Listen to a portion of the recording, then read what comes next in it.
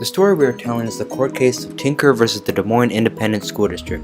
This court case took place in the 1960s and involves three characters versus their own school district. The three students are John and Mary Beth Tinker and Christopher Eckhart. John and Christopher are both high school students, and Mary Beth is in 8th grade. John and Elizabeth are part of a religious family, which is a factor in why they protested.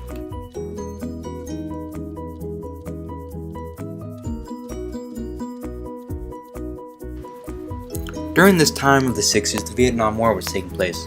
Basically, it was the north of Vietnam versus the south of Vietnam, and the United States decided to take part in the war to help the South resist communism. The U.S. supplied its leaders and anti-communist groups with money and sent many troops over to Vietnam to fight.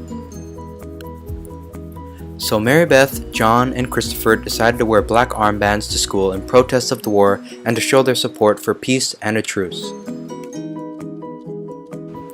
But the schools did not agree with this protest and demanded the students take the armbands off. Otherwise, their punishment would be suspension. Even with this punishment, the students refused to take them off and they were suspended.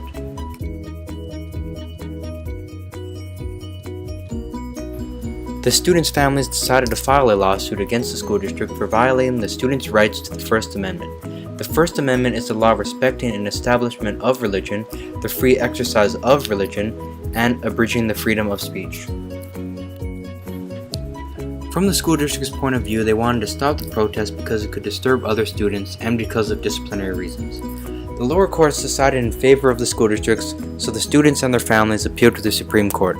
It took 4 years for it to get to the Supreme Court.